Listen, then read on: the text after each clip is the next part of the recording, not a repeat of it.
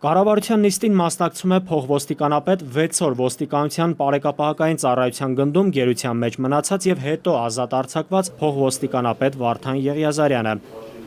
Կառավարությունը որոշեց սոցիալապես անապահով ընտանիքների նպաստը բարձրացնել 1000 դրամով։ Կառավարությունն այսպես կհատուցի 112,300 ընտանիքների էլեկտրաէներգիայի լրացուցիչ ծախսերը։ 2015 թվականի օգոստոսի 1-ից էլեկտրաէներգիայի սակագինը բարձրացավ 6 դրամ 93 լումայով։ Կառավարությունն ու Տաշիր ընկերությունը պայմանավորվել էին այդ ավելացումը փոխհատուցել։ Այս տարվա օգոստոսի 1-ից էլեկտրաէներգիայի սակագինը բնակչության համար մոտ 2 դրամով նվազեց։ Գործադիրն հիմա էլ պետք է փոխհատուցի սոցիալապես անապահով ընտանիքների հավելյալ վճարելիք 4 դրամ 32 լումա գումարը։ Հիմա այդ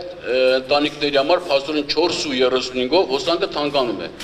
Հիմա մենք առաջարկում ենք հանրապետության նախագահիդ քննարկել ենք եւ կառավարությունը նպաստառուների 112,300 ընտանիքների այդ ծախսը վերցնում է իր վրա, այսինքն այս տարվա մինչև վերջ 5 ամսվա ընթացքում մենք վճարելու ենք մեր միջոցներից 561 միլիոն դրամ եւ 2017 թվականի միջնաժամկետ ծրագրում ընդգրկել ենք 1 միլիարդ 150 միլիոն դրամ, որպեսզի այդ ընտանիքների հոսանքի ծախսը մենք փակենք, վճարենք։ Սա է ամբողջ խնդիրը։ Էներգետիկայի եւ բնական պաշարների փոխնախարար Իոսիֆ Իսայանը հիշեցրեց, որ այս տարվա ապրիլի 1-ից մինչև դեկտեմբերի 31-ն ընկած ժամանակահատվածում Հայաստանի համար բնական գազի գինը սահմանին 1000 խորանարդ մետրի համար սահմանվել է $150։ 2016 թվականի ապրիլ-մայիս եւ հունիս ամիսների համար $165 եւ $150 տարբերությունը կազմող $15 ընկերությունը կփոխանցի Հայաստանի պետական բյուջե։ 1000 խորանարդ մետրի համար $165 եւ $150 տարբերությունը $15 հաշվարկով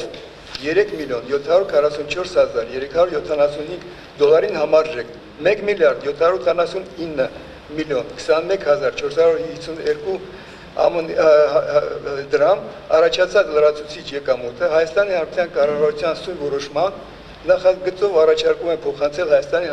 Հանրապետության պետական բյուջե։ Տանգո ընկերությունը դիմել է կառավարությանն առընթեր պետական գույքի կառավարման վարչություն, առաջարկելով կառավարական երկրորդ շենքի համար պայմանագրով նախատեսված վերջին վճարումից 11.706 $-ից նվազեցնել $418,000, փոփոխել գնի մնացորդի վճարման վերջնաժամկետը։ Պետգույքի կառավարման վարչության պետը տեղեկացրեց, որ մինչև օրս գույքը հանձնված չէ այդ ընկերությանը։ Մենք հաշվի առնելով պարոն Էռնիկյանի ծառայությունները, աջակցությունը եւ բարեգործությունը մեր երկրում մենք գնում ենք ընդառաջ, մենք որևէ պարտավորություն չենք ունեցել այդ շենքի մասնավոր սեկտորին ազատելու, բայց այսօր կառավարությունը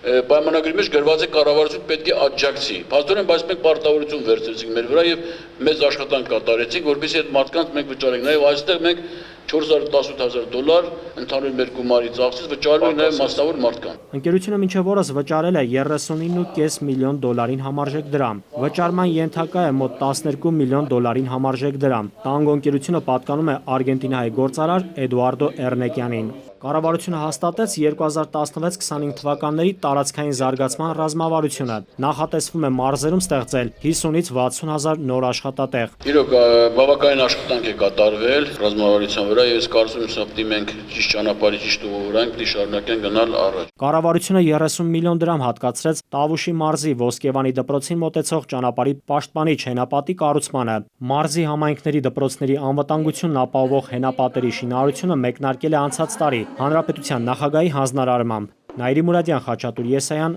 ժամը լրատվական։